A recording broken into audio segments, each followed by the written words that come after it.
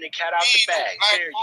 We also know that there are donors that I'm sure are going to be willing to make sure that they are investing and making sure that they can take down some of these candidates since they don't want to rule out dark money. I'm sure some dark money gonna pour in on the behalf of the American people. See how she tried to clean that up real quick, y'all? Don't let that slide. She tried to clean that motherfucker up. But Jasmine know where the bodies are. She's always known where the bodies are. She's part of it. Let's go ahead and play this. And remember, if y'all not new to the program, shout out to our day ones. You know, we did that program waking up those oligarchs who were supporting that Democratic Party over there. Ari Emanuel, Barry, Christine Walton, the Walmart lady. It's a lot of that. That's all of the dark money that she's talking about. Soros, everybody knows about Soros. Okay? Let's go ahead and play that again. Dark money. I'm sure some dark money gonna pour in on the behalf of the American people. So what I am saying is every tactic, as well as making sure we're touching people. There's a saying, all money ain't good money. What happened to that? Huh? What happened to the all money ain't good money talk? Salute to the 50 plus in. Okay? Jasmine Crockett just said, listen, I'm going to get it wherever it come from. Okay? And as long as it fits our agenda, I don't care what. Listen, it can have bodies on it. If it helps what we're trying to do, we're going to take it and then quote unquote use it for the American people. Bullshit. Little bullshit help me out. A bullshit? Right. Okay? Let me see what Sister DW talking about. I can't focus. What she's saying. Right. Right. But again, y'all, remember, Jasmine Crockett was brought out, especially as soon as the Trump administration was announced the winner of this year, of this new campaign. She was out at least for about a couple months going crazy. Jasmine Crockett shut her ass down and put her on ice for a little bit after they figured out all that little system was nobody wanted to hear all that. And then they dusted her off, and then she came back with a part down the middle of her head instead of the side of her head. Huh? She came back with a part down the middle of her head instead of the side of her head.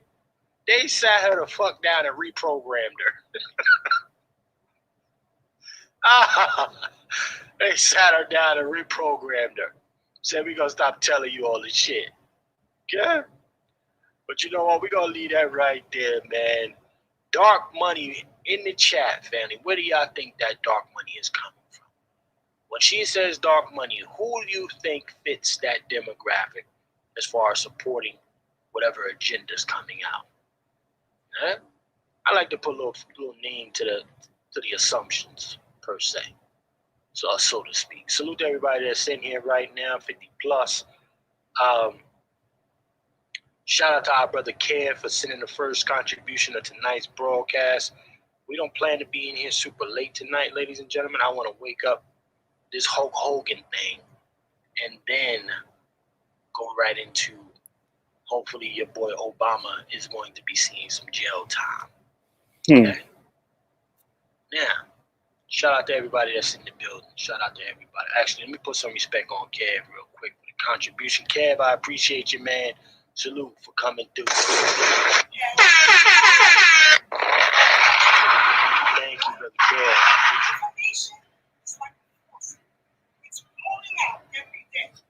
It's just pouring out. And if you stuck with antiquated information, so is your idea. And that's why you cannot pivot. That's the problem. But Dr. Randy Shaw, are you ready? Because I know you was on a call. I've been ready. Couple more minutes? No, we can go. Yeah, we can go. We got my brother. My brother from another mother. Who, by the way, I might have some ancestry connections. We still researching that. because the Hopkins family comes out of Rock Hill, Maryland. So shout out to the Hopkins crew that's on the chat. Can't wait to see everybody Saturday as we go to the birthday of my grandmother and enjoy this family reunion. But anyway, make sure y'all bake a cake for Sister Keisha. It's her birthday today. Yes, a white birthday. Yeah, they got me covered. Trust me. My other Uncle Sonny. Shout out to Uncle Sonny on my mother's side. My mother's brother. My mother's baby brother. And that. Uncle Sonny said he rocking out with me for the whole summer. We rocking out together for the whole summer. Yeah, shout out to Uncle Sonny.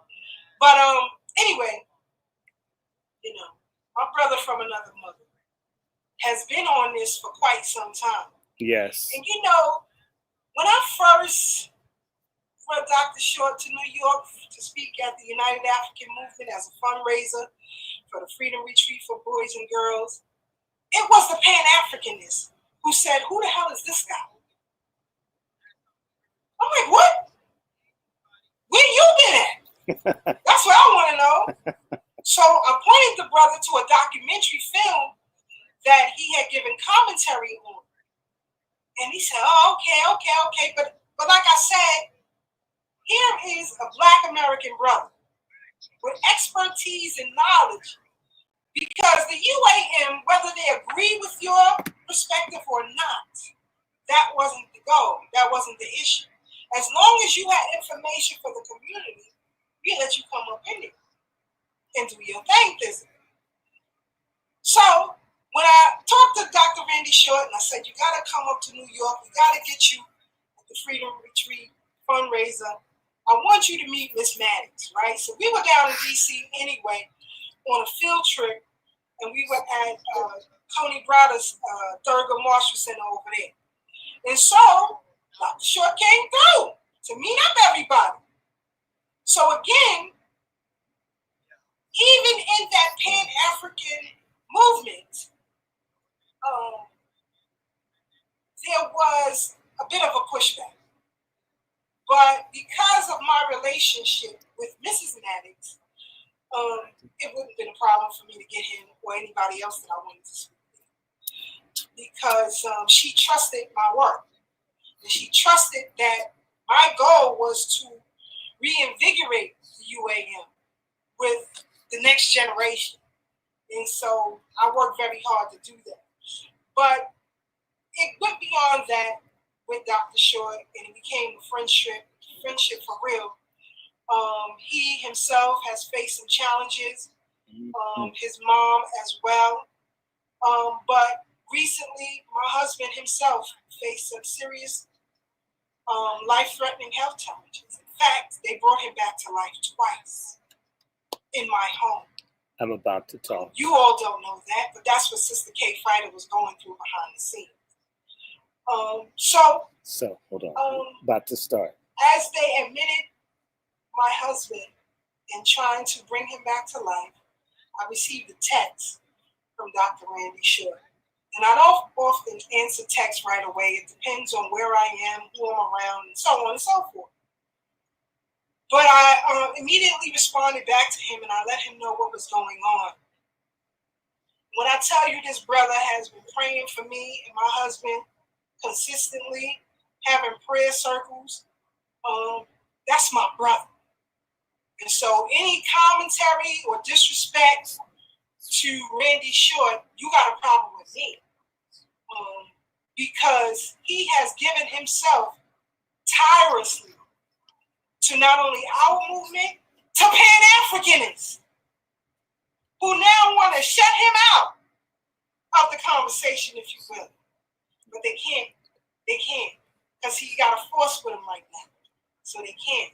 So without further ado, my brother from another mother, Dr. Randy Short, up on the Brooklyn Bridge.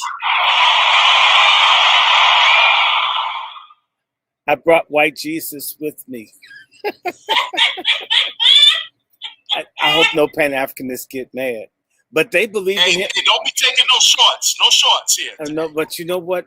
They like it more than I do. If you look at Yamoussoukro and the big white statue of Jesus in Nigeria, So I'm trying to reach out. I'm trying to be friends. See, I have a white Jesus so I can connect to my brothers and sisters back in Africa. Let them know I'm not so bad. Sister Keisha, I would just want to say to you, I texted you because I felt really bad. Something was wrong. And that's why I said, ask you, are you okay? I'm feeling really horrible. And I haven't heard from you. Something's wrong. So it's got to be wrong. And it's got to be really wrong. You haven't said anything to me, and it's wrong. So I reached out, and it says, are you okay? I hope you're safe. Something's making me feel bad. So I remember meeting you, saying, my God, this sister is like, she's like C4. She's black melanin ordnance. She could have taken down the World Trade Center with the lecture. They could have just left the planes on the ground, man. Maybe took a trip to Jamaica or something. So uh, thank you for adopting Sister Brooke. I'm hoping that you meet Big Mama Karen in Chicago and Big Mama Giselle in Baltimore. And we're going to put some people together. I want to say I was late getting to you this evening, because I was on the phone with Mother Mrs. J.I.O. Deli Langley.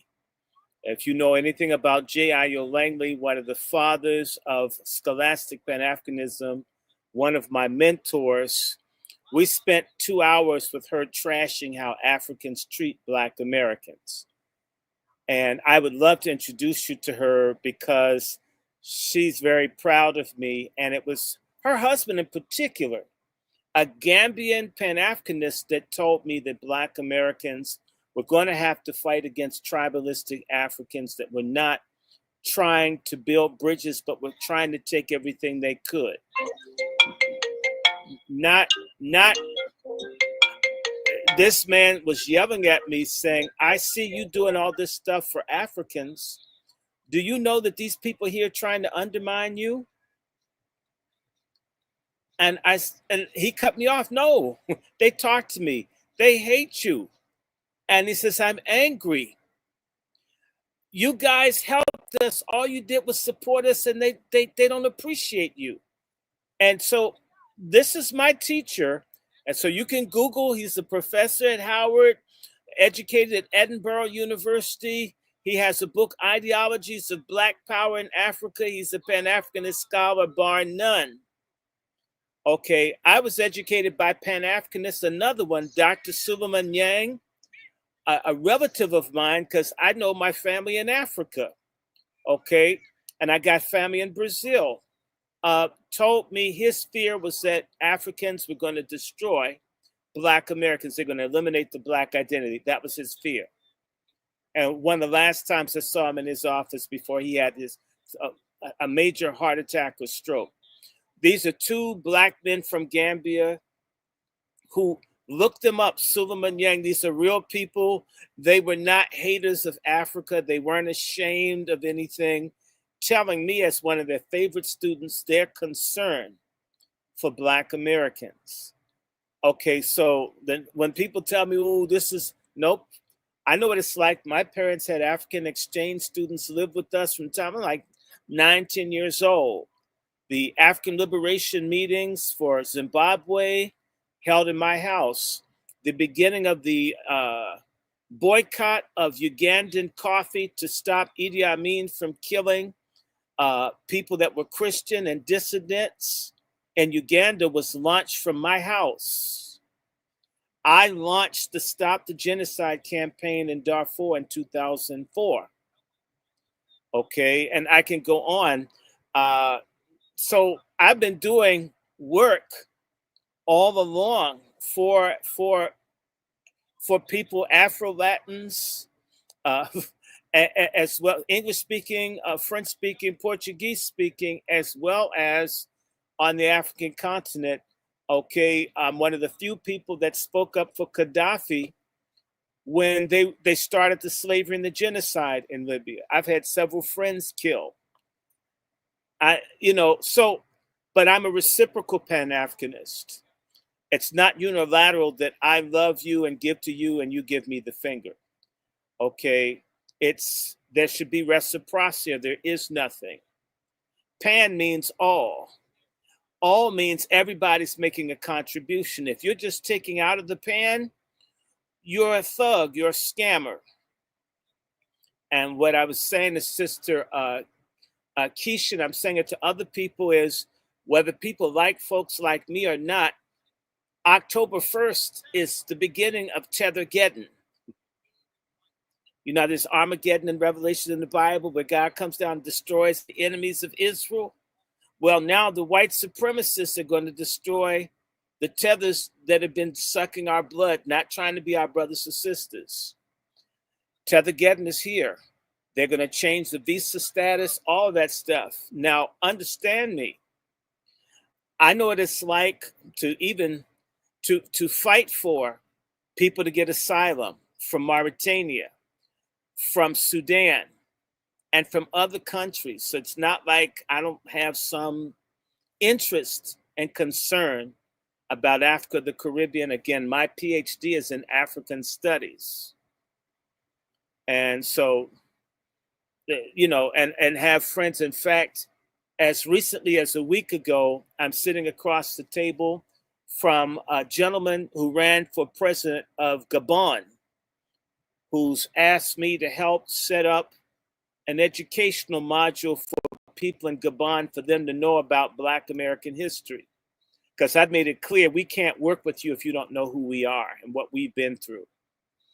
And so, right, if I were to show you my WhatsApp, I've been getting calls from Africa all day. So there's not a day in my life I'm not engaged with someone on the African continent. However, I live in this country. This is where we are. Do I worship the government? No. Do I like American warfare in Palestine or Congo or any place? The answer is no. Unlike the four of you that are here, I'm on the list of the government as a terrorist. I've talked to Sister Keisha about being a terrorist. For advocating for Africa, I'm recognized as a terrorist, persona non grata, by this government for speaking out against people, the CIA making Ebola a bioweapon to mass murder Black people. So when I say things to you like I should have gotten an award letter for my Social Security benefits or I'd be discharged of my student loans, I don't have it. If I told you, like, for me to renew my health insurance, someone decided to lock me out of the system here in DC, and I'm having to lobby to make certain I can get health insurance. These things just sort of happen. All your cash apps get taken, your bank gets hacked. A lot of this is over involvement on the African continent, speaking out in favor of President Nkurunziza that they killed in Burundi. The man who got assassinated in Tanzania over COVID, they remembered the show I did in 2014 that basically caused the U.S. to stop doing its Ebola work, to kill people in Africa, to militarize the continent. I've paid. So I don't really care. I don't give a damn about what people think. Some of us have paid. Even the brother from Gabon had heard about the broadcast and says, well, you're looking at the nigga that said it. The reason people stopped dying. Okay. and when the FBI tried to shake me, I sent it to you, Sister Keisha, and they want me to inform on people. And what part of F you did he not get? I'm not a snitch. I'm not a tough person, but you can't buy me. I don't want to be for sale. I will not betray Black people. I don't want your money. Hell, I got to see the doctor. I may have internal bleeding for ulcers. What, I got stage 4 cancer, stage 1 cancer. Killing me may be doing me a damn favor. So I'm not afraid of anything, right? Had the life heart attack. They gave me blood that should have killed me. They were trying to steal my organs. So, you know, I'm no tough guy, but if you kill me, you kill me. But I'll never kiss your ass. I want my motherfucking money. I want reparations. I want freedom. I want justice. I hate eugenics. I hate the exploitation of those of us that are descendants of the original people of this country. At one point, Africa was the whole world until the continents drifted. So at one point, this was Africa. So those people who are of African descent in the Americas, of which I'm of the Cherokee Nation, the Piscataway Nation, the Creek Nation, the Blackfeet Nation, the Powhatan Nation, but I'm also Kimbundu, Hausa, Fulani. I claim all of it, right? I want us to get every frigging penny that we're owed. And it is like this brother said, they've got money for everything. If you got money for dirty Netanyahu, you got it for me too. You got it for all of us. And the same me that's denouncing Netanyahu on your show, I've done it everywhere else. I've made enemies. I'm registered as a Republican. The folks are terrified of people like me because I'll tell them, yep, Frederick Douglass was for reparations. Everybody black with common sense. It's come out that Dr. King wanted billions and billions of dollars. Hold on 1 second, Dr. Shaw. My husband just want to say hi to you. Oh. Yeah, he did. How you doing? How you doing? I'm good. Praying for you, man. Thanks. Praying for you. I spent a whole day, and I'll just say to you what I said to Keisha. I said, God, this is a good man. This is a man that loves his wife. He ain't cheating. Got a side piece. He doesn't have a side sissy. He's not a pedophile. He doesn't cheat. He doesn't beat. He doesn't lie. He just loves on his activistic, hell-raising Harriet Tubman on steroids wife. He's a good father. He's a good grandfather. He's a community pillar. I said, God, I can give you a list of Negroes I wouldn't mind seeing you kill. Start with Obama. Please get his ass. Take him and let Mr. Forrester, please. I mean, I'm not, I've asked you to off some people, God. I mean, I could give you like 100 names. Just leave him. I said, Sister Keisha's work is so important. If he goes down, she goes down, the whole committee, we can't lose him. Spare this one. I don't ask you for, I'm not even asking for you to take all my cancer away, but because I'm doing good for stage 4. Don't I look good? Yes. I look good. And then the doctor see me at the hospital, and the doctor said, you should be dead. It says, well, you're not God, right? That's at the little Pakistani, right? That's why I don't eat at the restaurant. Then 2, saw the doctor this week, and all of y'all that know anybody with cancer, tell them dandelion root, CoQ10, pine bark. We can have a conversation. You don't have to die when these people tell you something. And I just told a little Jewish doctor or whatever, said, I can't do nothing sticking me in my behind. I just kill me. Tell me where to stand. You got some off in your family. Tell me in the Messiah, come and shoot me. But you're not going to stick me in my behind every month. I said, this sounds like a jacked up relationship that I pay you and every month you stick me in the behind when you want to. That sounds. You know about beetroot?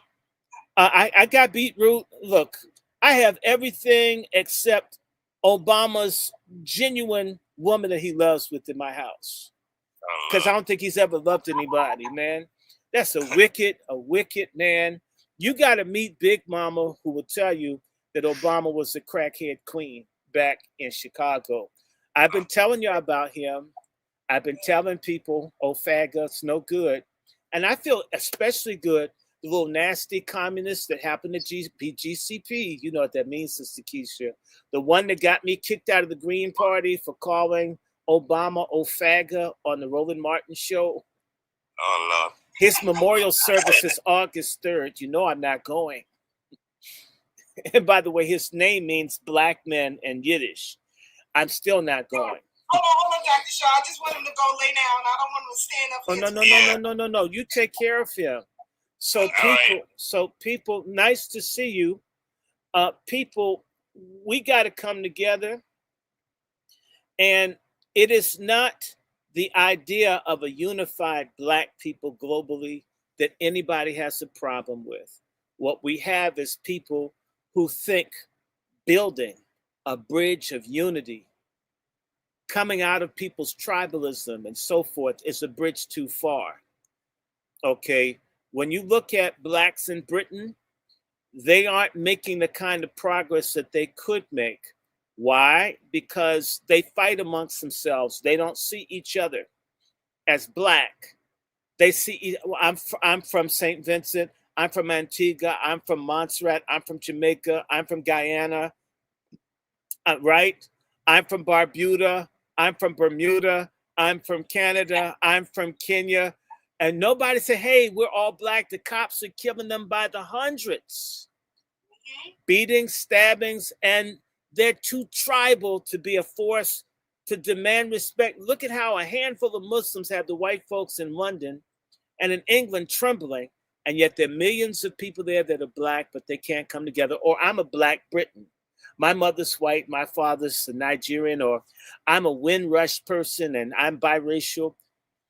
This tribalism, as jacked up as the black American is, and man, we're more screwed than Kamala Harris at a keg party. And I was around, and she was a hoe. She was a hoe at Howard. She was a Captain sweetheart. She's a hoe. She wore that bunny with pride. And she probably could hop more than a Playboy bunny. So I'm saying to you, we are unique because we don't have tribalism. We got a little north and south. We got some colorism. But you know what? We don't have tribalism where we mass kill each other over region or dialect.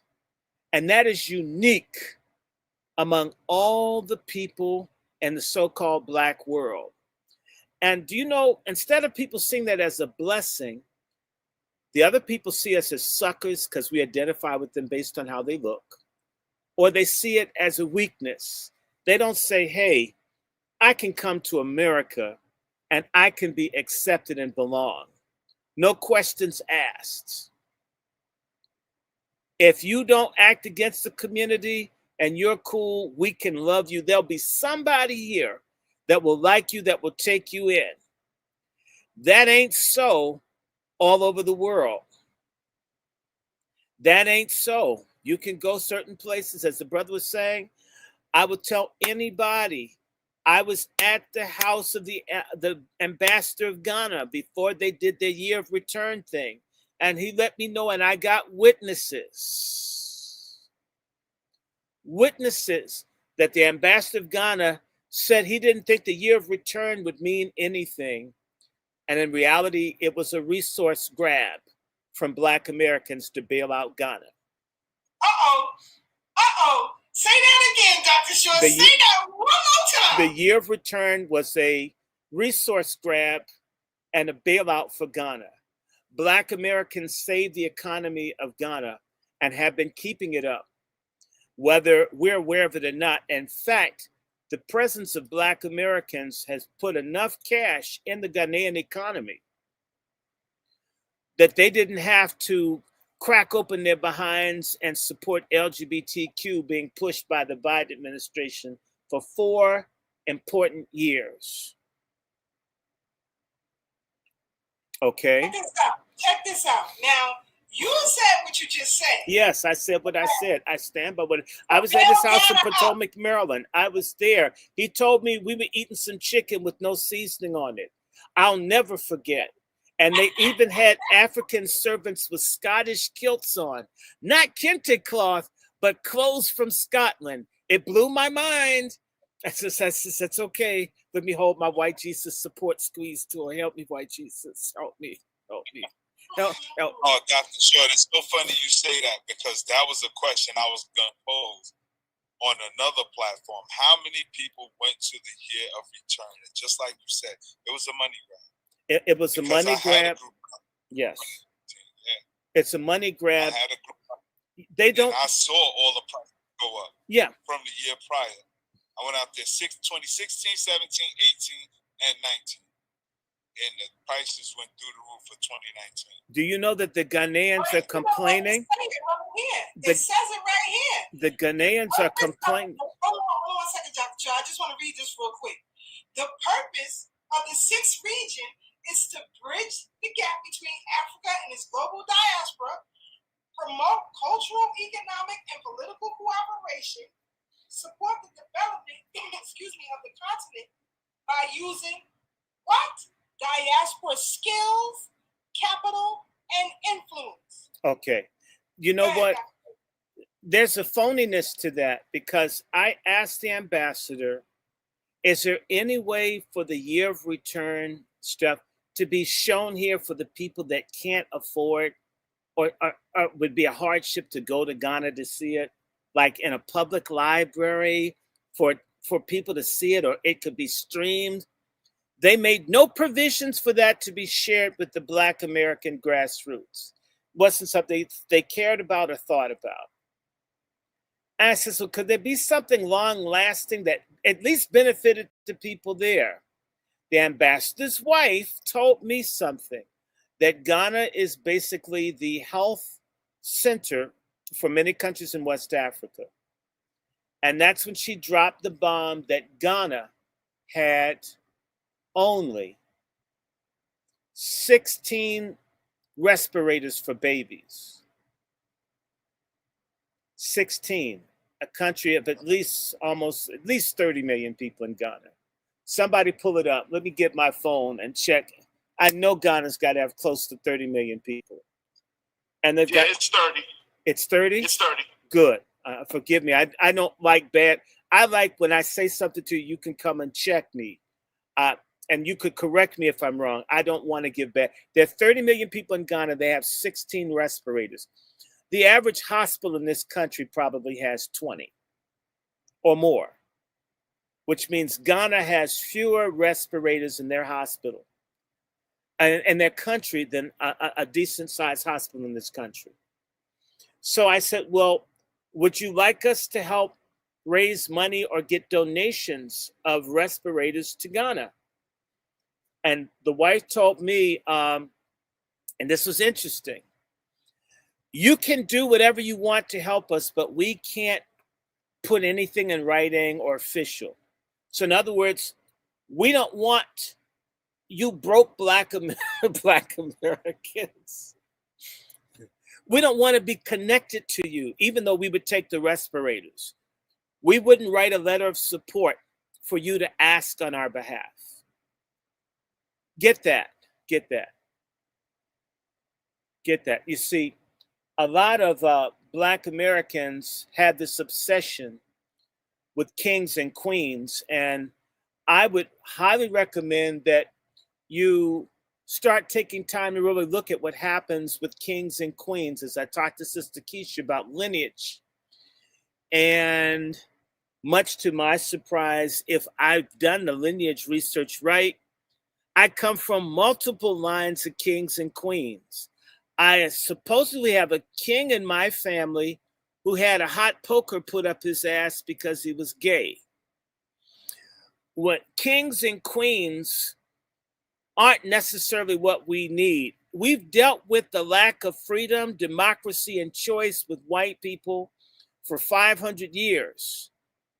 And it was African kings and queens that could cut deals with white people to sell our asses, and also Indian kings and queens that could sell Indians to white folks. This happened here too. Oh, kings and queens have been the cause of our downfall.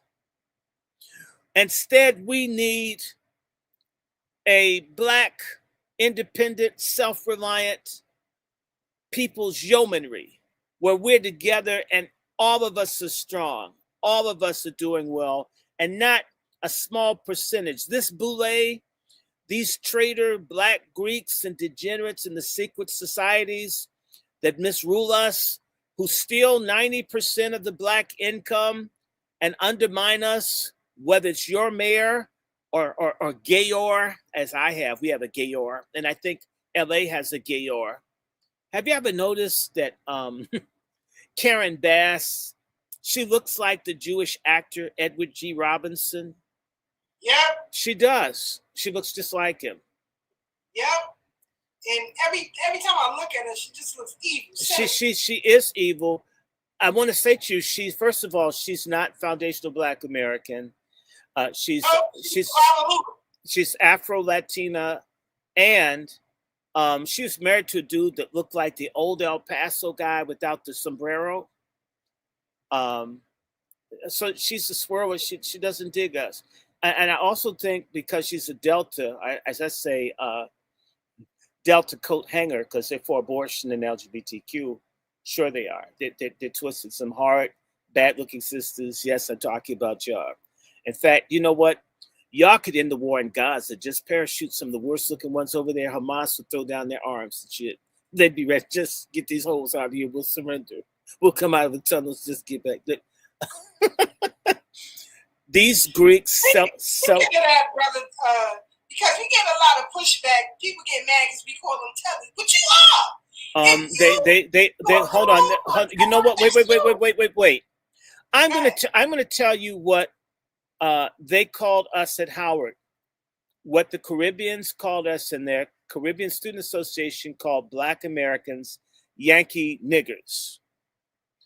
I never heard a collective negative ascription to either Africans and or Caribbeans the entire time I've gone to Howard twice. 9 years one time, 4 years the other. So in 13 years at Howard, most of the hatred that I ever heard was directed towards Black Americans by Black foreigners. And by the way, the worst of the worst, Jamaicans. And I stand by that Yankee nigger, okay, and Akata and all this other stuff. I've learned that Ethiopians call you Barbari or Baria, which means barbarian. We do not describe when you get in a house of Black Americans privately. Do not use this kind of language to talk about Africans or Caribbeans. They would openly do this, openly. Right, and with no shame. And so, and I don't care about the pushback. They can kiss my ass, because in reality, they in fact, they're not even nice to people who came from the Caribbean that are in England. When they come back, act like they're not their brothers and sisters. And the thing that's most disgusting. That's what King Simon said. He said, my own family in Jamaica called me a foreigner because I was born in New York. Tribalistic, and it's they're not making an effort to be connected. This is what we're responding to, looking for a reason to be divided. That is the essence of self-hatred and slave-mindedness. With some jerk chicken, maybe some half overpriced Caribbean food, with the nasty tribalistic attitude that's disgusting, it's ugly, it's repugnant, and it's hypocritical, because if you knew your own damn history, when the British were punishing the American patriots, they took tens of thousands of people from the American South and put them in Jamaica, Trinidad, Guyana. In fact, even the Dominicans, there's a place called Samara. At least 10% or more of all Dominicans have great Black American grandparents. And the same is so for Jamaicans and others. We're your damn cousins, and you hate us more than the British who fuck you, and the Lebanese and the Syrians and the Jews and the Chinese who treat you like shit on your own island, and you hate us here. That's psychotic. In fact, if tether's the worst that we can do, you should be thankful. Because in Canada, when I see a lot of murders going on in Toronto, I have a good idea which ethnic groups are doing it. When you hear about a lot of stabbing and killing in London, you have a good idea who's doing it. When you hear about it in Bronx, you have a good idea who's doing it.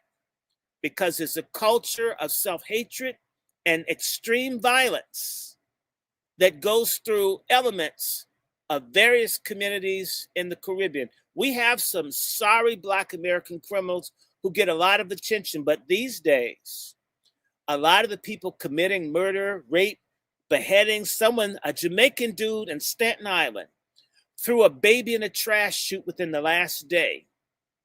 You see if he's not Jamaican, he's Caribbean. You see, they will never tell you. It's interesting when someone accomplishes something as an African, Caribbean, or Afro-Latino, they start waving flags or differentiating and delineating them from Black Americans. But if they rape, if they murder, if they sell drugs, if they're in prison, if they have AIDS, they're grouped into our community, and they don't dare say no. Don't blame that on the Black Americans. When that Trinidadian man from up in your New York came down here and shot one of the church sisters that I knew at the Navy Yard, Aaron Alexis, he's Trinidadian. When these foreign Blacks commit murders, like the one that shot all the people in the subway car in 22, when it's one of them, they cover it up. When Colin Ferguson shoots people on the Long Island Railroad, they put him out as a Black American, not as a Jamaican, but let him get a Nobel Prize or publish a book. They'll be quick to differentiate him from us. And so the Caribbeans play a dirty double game. Own your thugs, your crooks, your whores, the nasty twerking, the filthy rappers that come from your community that have destroyed an art form we made, that you say you made, which is a damn lie. You've perverted. Charlie. And then what? You get mad if we say we exist. You know, I had a Jamaican dude at the McDonald's in my neighborhood tell me, you don't have a country. I didn't know it. Just talked. I mean, what? You don't know me to say you don't belong in anywhere. And you know, they told him, you're right. That's why I'm voting for Donald Trump. His ass ran out of the McDonald's. Okay? Because in reality, and I heard this from the mouth of filmmaker Javi Garima, the movie Sankofa. I had the opportunity to sit in on a meeting of Ethiopians in Howard University School of Communications. And these guys are saying, it's so good that Black Americans don't have a strong identity. Man, if these people were really united, it would be really hard for us here. Because they don't have a strong identity, a lot of things are open to us. If they ever came together, it would be more difficult on us. Why? Because when we fight for it, white people give it to gays, they give it to foreigners, they give it to illegals, they give it to transsexuals. Man, they'll give it to the man on the moon when we fought for it, or they give it to white women.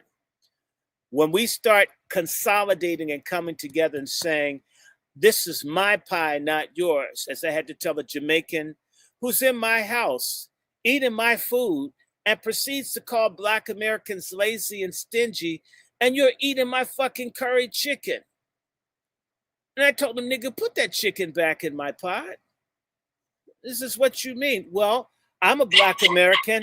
I'm lazy and stingy, and I don't have enough energy to fix more chicken. So I've already fixed that. Take your plate and just pour it back in the pot and get the fuck out of my room. Okay, I can't imagine going into anyone's home and insulting their group collectively with a straight face with no conscience. And it's called the ugly American. They do exist. But you know what? There are a lot of ugly Caribbeans and a lot of ugly Africans that have destroyed the love and the respect that once existed. Y'all killed it, not us.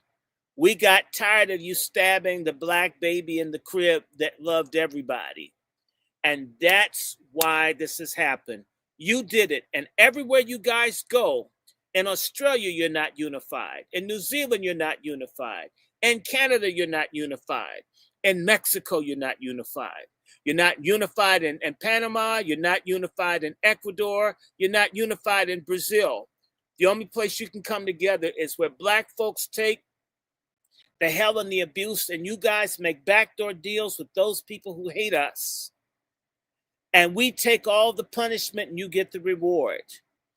And now we see your game.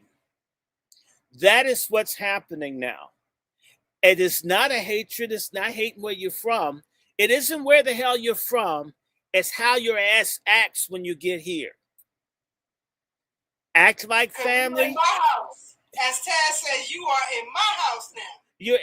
Look, be a good guest. There's not one country I've visited in the world that I'm not invited back. I'm not trying to screw your woman. I'm not trying to mess with your kids. I'm not trying to get high. I don't have to be in a tourist section. I don't have to be in an elite hotel. I want to learn about you, sit down with you. If you eat on the floor, I'm going to eat on the floor too. I respect you. I want to be respected back. I mean, excuse me. Being called banana boat people, well, people did come on United Fruit Boat. It's a damn banana boat. That's true. Africans talk about them being plain people and us being boat people. Welcome to the club. Welcome to the club. Banana boat. You're going to beef about that, booty scratches, and the shower posse and Caribbean gangs have killed tens of thousands of people in this country. Not a few hundred, have murdered people in the thousands over the decades. And nobody's come for you collectively, and some talk bothers you. Bullshit. Grow some nuts. You got nuts to gigolo on the beach. Have some nuts when someone cracks a joke. It's our damn culture. You're in my country. We tell jokes. We don't chop people with machetes and kill people over everything said. Like all these stabbings that are happening in the Bronx. Someone says something, I've got to kill you. Hell, learn how to debate. Damn. King Simon gonna have you on one of his programs, Dr. Short. Say what? He gonna have you on one of his programs to keep it up. No, well, no. All I'm going to say is this: I didn't say I hated anybody. When I tell you I was raised partially by a Jamaican woman named Agnes Campbell, who was brought to the United States because her uncle serially raped her, and her daughter was like an aunt to me. The Jamaicans we knew were cool. The Jamaicans that we knew were doctors, were educated, were cool. Then the gangsters came. The fraudsters came. The killers came. So in reality, it's interesting. Banana boat, given all the people shot and killed, one Black American man killed one Ethiopian woman. I think it's horrible. Ethiopians have typecasted all Black folks in the DC area as no good. One killing. The shower posse and them have killed thousands in other gangs, have killed all over the country. And yet the image of people from the islands isn't a killer, which says what? Overall, Black folk still, even though Bob Marley's shit isn't as good as Stevie Wonder, we like them. Some Jamaicans are cool. A lot of Jamaicans pride themselves on being difficult. That's known in Canada too. The British law enforcement began carrying guns in the 90s because of the Yardie Jamaicans. They were known for being so violent that a custom of not having firearms was changed for all of the United Kingdom. That says something. White folk here, the police always had guns to kill Black folks. But where there wasn't slavery in England, they needed guns for the violent Jamaican gangs. Look it up. Not my opinion. I was wondering, I thought Bobby's, between the time I started going to England, when did they start having automatic weapons and shit? And I researched, it's the gangs. All the killings, stabbings, motorcycle stuff, and that's with no Black Americans to blame. Just look at the UK and how the folks are fighting. And by the way, the police killed large numbers of Blacks get killed in London and other places. and it's barely dealt with. I met Steve Lawrence's mother in 2001 in South Africa. Jamaicans aren't fighting in England. Y'all weren't fighting this last year when the white gangs were going around hunting people. You guys fight well on your island, and y'all fight us. I don't see Jamaicans fighting white supremacy. Not in America. As a matter of fact, they don't. They don't. But hold on. As a matter of fact, Jamaica has capitulated to China. The city, which is Kingston, Jamaica, that's like our midtown. In the heart of the business district is a huge church that takes up an entire block. You know who that church belongs to?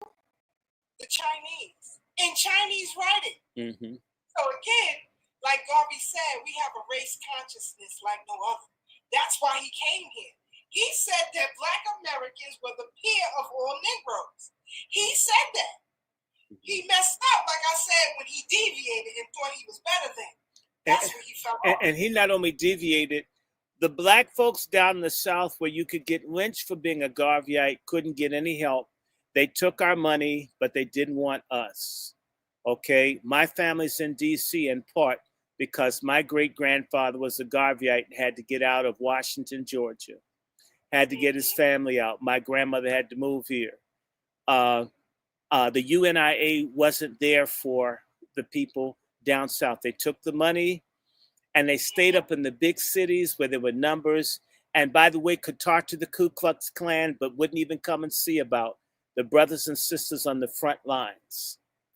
Good enough to spend our money, good enough to use our solidarity, but not good enough to even come see about us or even write letters of support.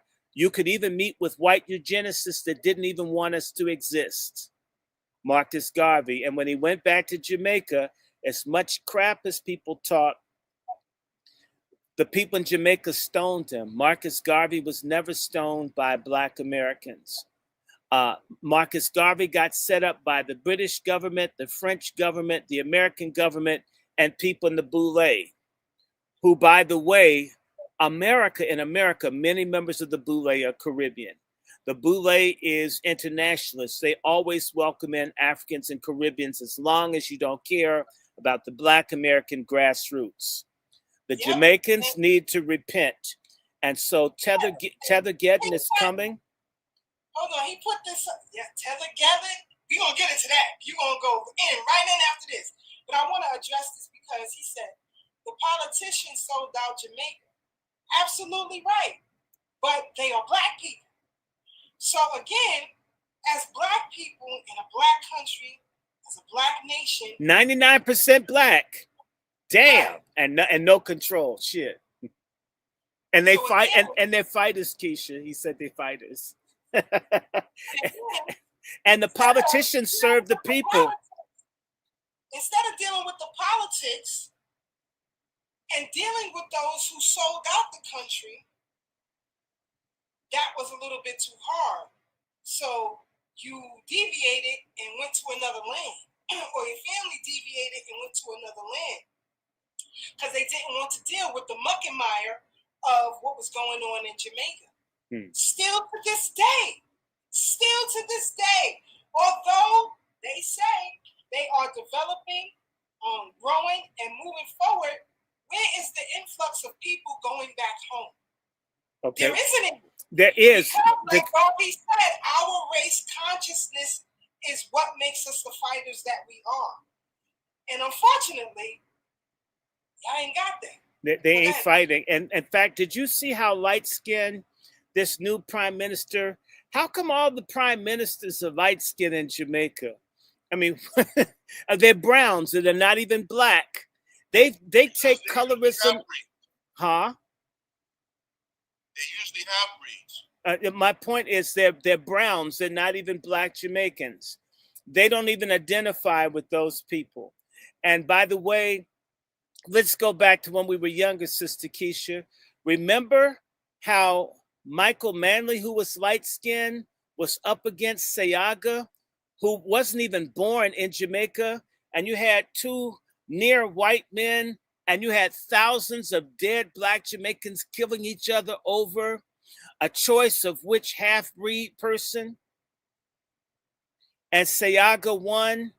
And by the way, the trade-off to them is, we're not going to develop Jamaica, but you know what? We'll let you sell drugs and kill Black Americans. That's the payoff to the Jamaican masses. We'll let you come and fuck our people. The same way they let the Mexicans, the government of Mexico won't take care of its people. And there's a gentleman's agreement between Mexico and the United States.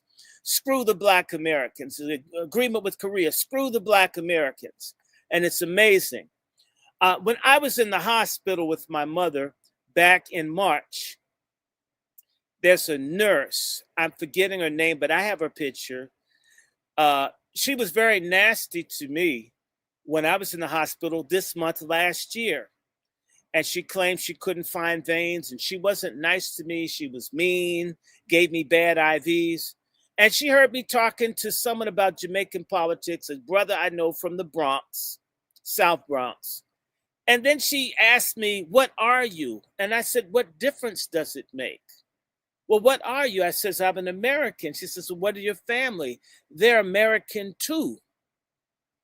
And so are my grandparents.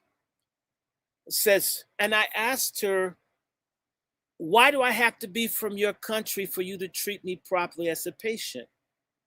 And I asked her, what war has happened and bloodshed between Black Americans and Jamaicans that you have to be so nasty to me without a cause?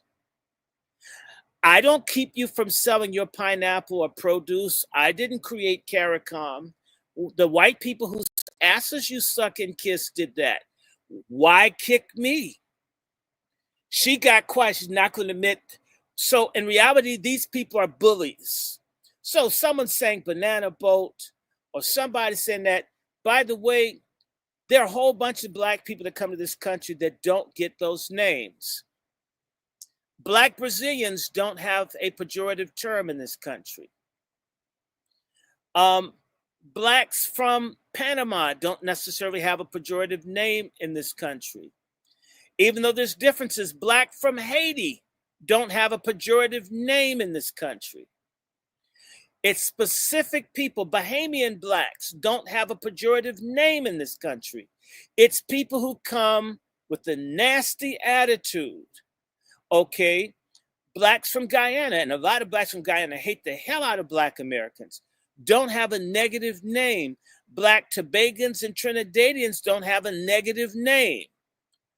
Some people do. It's because how some people have acted. We're not Black Americans, unlike Jamaicans. They were discriminated against at one of those hotels, couldn't go to the beach, and they burnt the Chinese hotel down. You know, by the way, I was happy the Jamaicans did something, but you'll rarely see Black Americans collectively attack another group of people unless they've been attacked collectively. They don't do it. So an individual may have said something to you. Maybe you're in a bad neighborhood where folks are fighting and gangbanging, but that's not us collectively. In fact, what I find certain people from the islands and other places do is they find one experience or experiences negative in a particular circumstance and apply it. It's convenient to say to white people, they don't like me either. I had problems at school with them, and blame us collectively for what happened bad to them wherever they were. I've been assaulted by people from the Caribbean for reaching out to them at Howard publicly, like assaulted for trying to help out. I don't think all of those folks are bad, but I will acknowledge that there's a problem, and that it is a collective problem, and it is global. And instead of getting all caught up in your feelings, fucking change. Make the adjustment. Not just when you want something and you change your accent to blend in to access something. Change your damn attitude and culture so you can blend. You know what? There are Black American communities in Brazil, and Ghana, and Tanzania, and Denmark, and France, and England, and South Africa, Australia, all Panama, Costa Rica, you won't hear about them typically because they blend. They don't go in and try to be better than they come in, I'm a guest in your house, I'm going to be a good person. This is something that other people have refused to do. I see myself as a Black American. I'm responsible for representing my God, my family, and my ethnic group wherever I go. So people will say, you know what? I heard all this shit about Black Americans. I met Mr. Short, and I was confused. I was prepared for something else, and now I have to reconsider. I've had this happen other places I've gone. We were told, I was in Ghana, they want me to screw this woman that worked in this baby clothes place. I tell them, I'm not screwing her. I says, why not? I'm not married to her. They were all shocked. You're American, you want to screw someone? I said, she's nice looking, but she's not mine. I mean, I haven't met her family. What's that look like? And I was staying in a place called the Assurance Hotel, a cheap hotel. And the card for the hotel was ass hot. What's on the card? And I'm like, you know, I'm not coming to your country to act like this. People come and they put on their worst. They do their worst. They're engaged in human trafficking and drugs and scamming and killing. They do their worst. And then you run around and wave your flag and draw attention to your nationality and then tell us not to notice. Let me tell you something. Dumb and a dumb fuck Black American is somebody running around another country waving the American flag. I've been all over the world. I've never seen a Black American wave an American flag anywhere but in the United States. Out of respect for the fact that the United States is a wicked country in terms of how it deals with people internationally. I wouldn't want to insult someone who's been victimized by the United States Armed Forces or the IMF World Bank. I don't want to do that. I am an American national by conquest. And so I deal with it the same way all of us are who we are through conquest. But I would never run out somewhere and be waving a flag in somebody's face in another country. I would consider it out of my place. It's the same way I wouldn't try to do a Christian prayer or eat a pulled pork sandwich in a mosque. Muslims don't eat pork. They're not Christians. Sit your ass down and let them do salat until they're finished. The problem here is a respect problem. And the problem is folks respect white people and hate the people that made white people great. However, Tethergeddon is coming. And Tethergeddon, like you heard about that Jamaican dude that had been here 30 some odd years, they're deporting him and they're deporting his mom. I've met people who would boast, I'm never going to get American citizenship. Fuck America. I hate this country. They've been here 40 years. Grandchildren, everybody's here and you hate America so much. I mean, why don't you leave? I mean, I get it. I know people, I have friends, they're Black Americans, they have left. Fuck America. They're in Ghana, they're in Brazil, they're in Japan. They've left. You hate America, but you won't leave. You love the other country so much, but you won't go back. Somebody's lying. In fact, let me give you my joke, my Nigerian joke for a poor Nigerian. Do you know how many bathrooms, how you can tell how many bathrooms you have in a Nigerian house? How many you have? By the number of windows.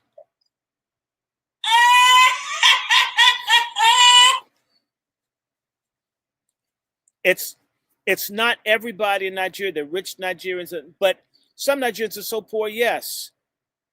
They piss and shit out the window. Yes, they do. Yes, they do. The little community on stilts in Lagos, yes, they do shit out the window, piss out the window. Yes, they do. A window is a bathroom. People don't want to go back to that when they've had better. If you go to Africa and people buy the base of the toilet, but they don't get the seat, and I mean, my asshole couldn't get used to the ceramic. I mean, it just blew my mind. And, an ass flies. Bobby, he didn't leave either. Until he was deported. Yes, he didn't leave until he was deported. And then he went to England and died there. Hated. He was, see, because I'm not trying to make these places, I'm not putting them down. I'm saying that there are benefits to what the development through the super exploitation of the global South and our labor has built up other countries. If you get used to a standard of living, you may not want to go back to home where you may have friends and family, but you need your own generator, right? You need a filter. You can get hepatitis drinking the tap water in Rio de Janeiro. Not that the tap water is great in America anymore. Do you get where I'm coming from? These things are real. People get sick. First time I went to Senegal, I got dysentery. There was some shit in the water. I was in Howard Beach, Sister Keisha. I was in a Holiday Inn in Howard Beach, praying to God to get me out of there and not get killed by the Italians, because I had diarrhea from bad tap water, bad water from Senegal. It jacked me up. It felt like I had the Super Bowl going on in my guts. Yeah, you can't drink that water abroad. No, you can't. Things like the water can kill you. If you've ever gotten malaria in Nigeria, that shit can knock you out in like 15 minutes. I went into a thing where I thought I was in the movie Psycho from being bit by a mosquito. I mean, and they got the stuff can kill you. You don't have to deal with some of that here. And so for the America that Black Americans made and the laws and things that we've helped fight for has made America a place that people could seek refuge and sanctuary. And they owe us a thanks, whether you want to get it or not. And the nerve to want to hook up with the very people that didn't even want their black and brown asses here, to see them as their best friends and work with them to undermine us who fought for their sorry asses to be here, is a betrayal. And you know what? People who are Christians love Jesus. And you know what? It's an unspoken truth, but we hate Judas. Nobody likes a traitor. If the worst you get called is a tether or a banana boat or a booty scratcher, and people do scratch your booty when you come from a place where there's no toilet paper, where people use leaves. In fact, let me tell one more story, Sister Keisha. Hold on, one more, please. I'll go fast. I was in Uyo, Nigeria. I went to a government building because we were working on getting our air flight to fly back to Calabar, then Port Harcourt to go to Lagos, right? And I needed to use the restroom. And I asked the person, where's the men's room? And they pointed, it's down the hall. And I looked and I looked and I looked, and there was no bathroom, but there was a door, like the door of no return, at the end of the government building. And down the steps, so there's this huge African grass, like they'd never seen a lawnmower. I'm talking about grass like almost 15 feet tall.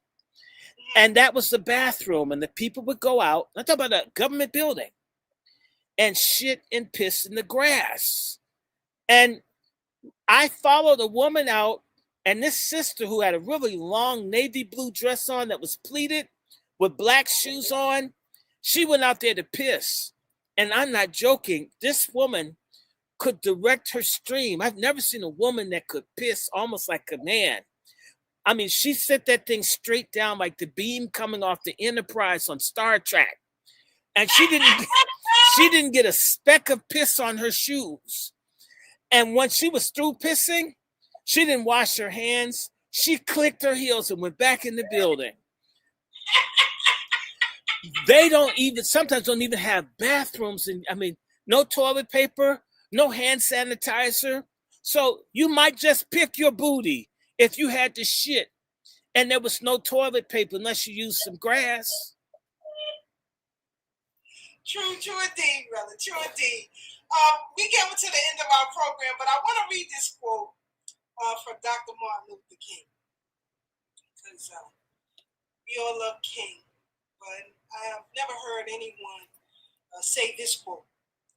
He said, "We know nothing about Africa. Although our roots are there in terms of our forebearers, But I mean, as far as the average Negro today, he knows nothing about Africa. And I think he's got to face the fact that he's an American. His culture is basically American. And one becomes adjusted to this when he realizes what it is and what he is. That is from Dr. King. A quote that no one ever talks about or I've ever heard. I've heard it. Dr. Claude Anderson brilliantly reminded us of what it is that we were going to face in the early 2000s. He repeatedly said that we were going to face backlash from all these other groups, but we will focus on history and not the foundation. Mm-hmm. Dr. Claude Anderson warned us. He saw it coming. The global pile-on, the erasure of FBA lineage, the freeloading off of FBA victims. So I was saying, delineation is not hate, it's survival. Mm-hmm. We are not the diaspora. We are not Pan-African. We are not a Pan-African umbrella.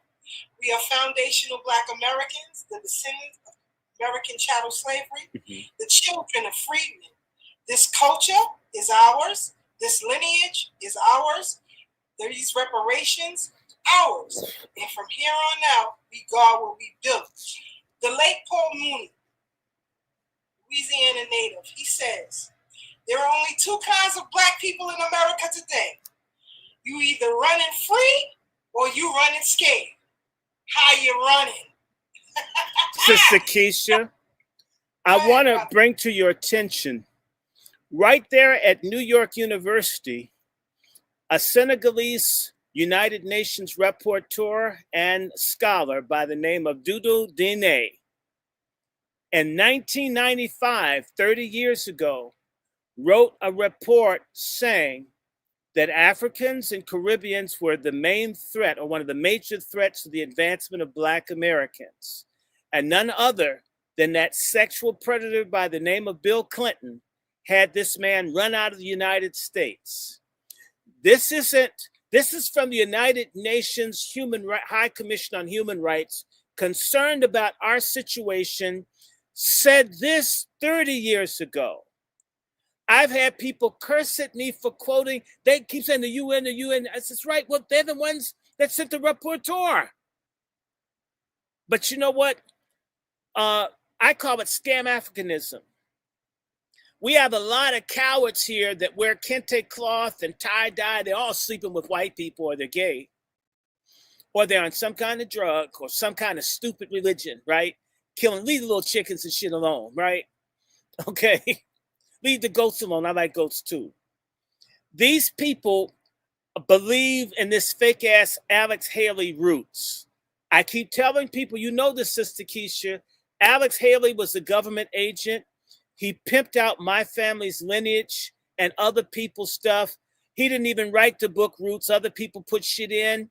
When he went on trial, he didn't even know how the shit got in there. Alex Haley's a fraud. Roots, as I tell everyone, was stolen from my cousin, the pioneer genealogist, Thelma Short Doswell.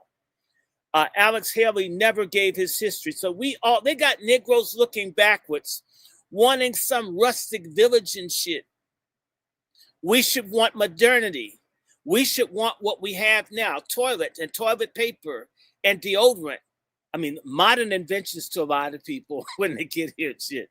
Like, there's more than one color of socks. It's not all white. I mean, just tell somebody, okay? There are other colors. It's black, blue, navy, argyle. It's not just white, right? This is a situation where these people are pointing to the past. They're always talking about Egypt. They're talking, what about all of the Black Wall Streets? Little Egypt, Wilmington, North Carolina, not just Tulsa, East St. Louis, all these Black communities, the cities that we built that they destroyed. Why not deal with here? These people are selling us a Philadelphia cheesesteak on the moon when they can't give us a piece of bubble gum on the street here. This is Pan-Africanists. They're either Marxists or they're Islamists. They're trying to push an agenda that is not cogent with our cultural history in this country. They're shamed. In fact, they're defeatists. They don't think, even if we're just 60 million people, that we can't make these racist devils give us our MFM. And you know what MFM stands for. Okay, mother effing money. That's another way of saying reparations. So in other words, we need to free everybody. We got to kick the Arabs out of North Africa. We got to get the people off the Canary Islands, and we got to get the whites out of South Africa. And if we help all the people in Africa, then they'll help us. Shit, they don't help us now. We already know it. The Pan-Africanists are liars. The Pan-Africanists are frauds. The Pan-Africanists can't even get unity in any given country in Africa. I wish they could. They can't.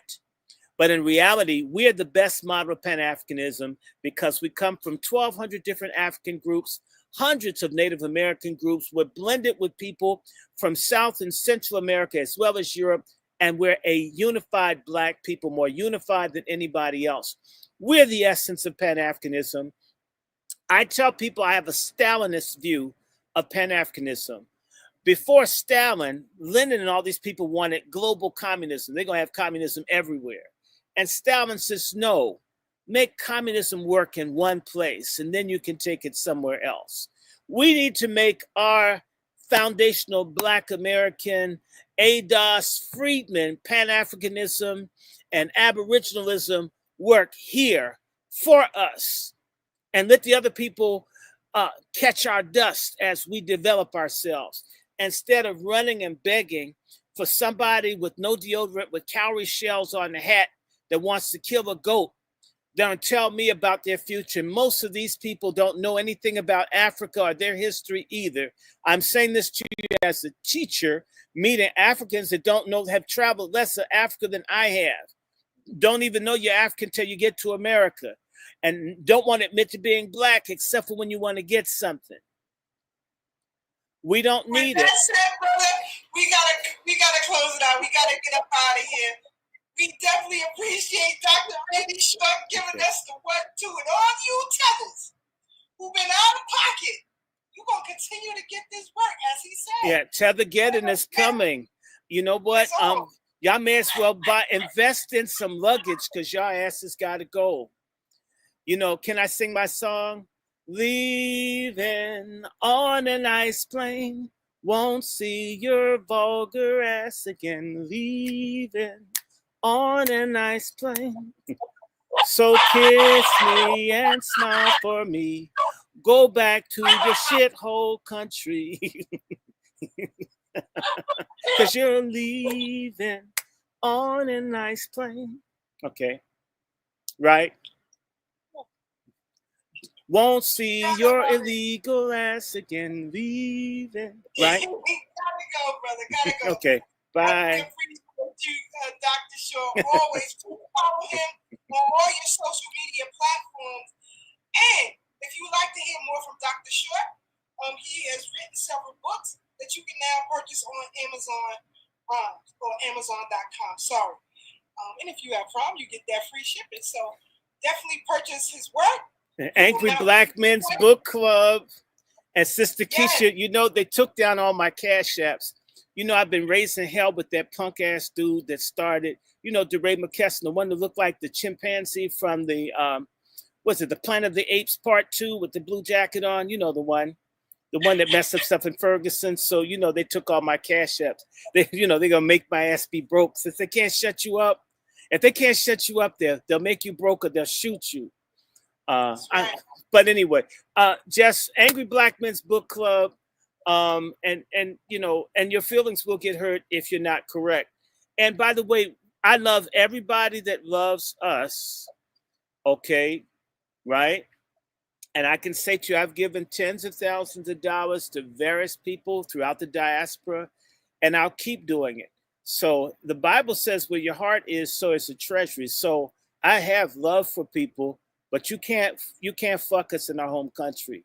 That shit's over. Right. It's done. Right. Tethergeddon's coming. Get some luggage.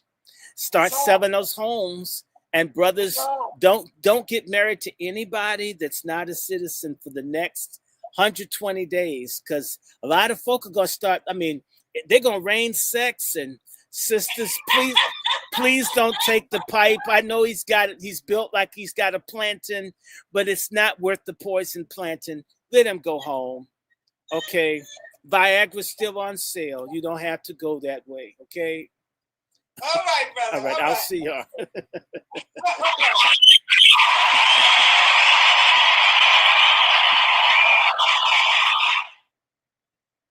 Family, please follow our brother Dr. Randy Shaw on all your social media platforms.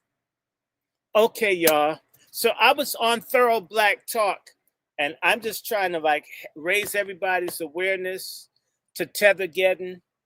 We're going to be doing shows on that. And by the way, I wouldn't tell anyone not to visit Ghana. I want people to go anywhere in the world. I encourage you, travel to Africa. Go. Look, this isn't a message to hate anybody. This is a message to be real. People are people.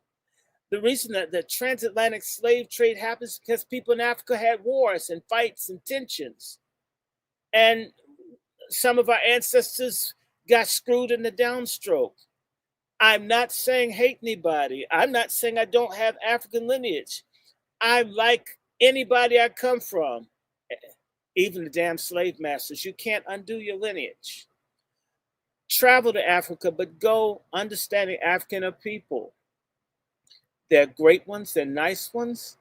In fact, the nicer Africans are in Africa. The ones that come here, the IMF, the ones that steal money and shit. Some of the Africans come here completely fucked up people. I said it, quote me. I don't care. I say it fearlessly.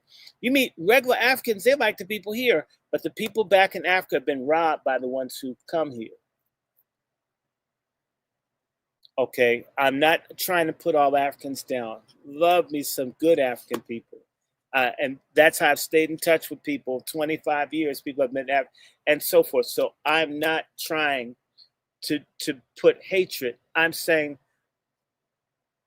love me and respect me and trust me. I'll love and respect you. If I come to your country, I'm going to honor and respect you. When you come here, honor and respect me. If we do that, we can make things work. The reason that this conversation is happening like it is now is because the love has been shitted on for a long time. And I could talk for hours about bad stuff that's happened to me and other people I know, but I don't want to focus on that as much as we Black Americans have been weak.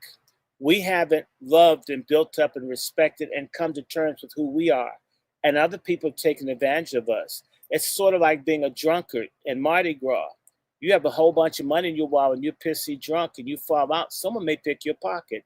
That's what the tethers are doing. We've lost our way. We've got to come over that. And part of that is a God thing. We've become a wicked, foolish people. We've let the drugs, whatever wicked thing that the racists want to do to us, we don't resist. We have to restore our families, restore manhood, womanhood, childhood, do business with each other, respect each other, protect one another, reestablish a sense of commandment and covenant amongst ourselves. That's all I'm saying. And by the way, when you are respectable and upright, other people will respect you. But if you don't respect or like yourself, don't expect anyone else to like or respect you. That's all I want to do tonight. Maybe I'll do another talk later. Lots going on. Oh my God, but good news from the doctors. Now I got to figure out, I may have another issue, but it'll be all right. It's going to work. It's going to work. And I'm going to be doing some stuff with Black Alpha again. It's been kind of rough. We've had some setbacks with the mom on the front here. And I want to tell everybody, they trashed my Cash Apps, all of my Cash Apps. I had 3 of them. So they picked on me. I don't care. But they told me I was gambling. I was doing illegal stuff on Cash App. Never done. I've either given money to people or people have given me money. I've never, or paid a bill. I've never gambled. I never try to gamble. I'm too broke to gamble. So if you want to donate, if you can donate, the options are still, you can do Venmo, which is Dr. Randy Short, Patreon, which is Dr. Randy Short. You can do PayPal, which is W Randy Short. You can do Zelle, W Randy Short. But you can't use the Cash Apps. They'll tell you I'm not accepting. In reality, they don't want me to accept. And I've got to work on GoFundMe. Someone came and attacked the GoFundMe. So you'll find, and it's not like I get huge amounts of money. They really don't like, they don't like what we do, what we're talking about. I was on a Twitter space. And they forced us to have to come off the space because I was on it. I try. I'll be back. I miss everybody. Put out prayers for Sister Quiet Scales. There's a lot going on. Thank you, Sister Bryant. My PayPal star is my email, W Randy Short. Yep, but they absolutely tanked it. If I were to pull up my PayPal and show you, not PayPal, my Cash App, they'll say, you, you've been gambling. You've used the site. I don't gamble. I don't want to gamble. For me, gambling for me is buying books. My addiction is buying Black history books. By the way, I've got to, there is a book. If you guys have Amazon Audible, there's a free book on the Daughters of the Confederacy. It's a United Daughters of the, it's called the Dixie's Daughters. This is, I want to get me a copy of it, but I don't think it's for sale as a book. And by the way, the only thing I can do is buy a book. I'm going to put this on here. Everybody said prayer for Quiet Scales. She needs your prayers. I'm sorry, I didn't do that right. Let me take that down. Forgive me, I didn't type that right.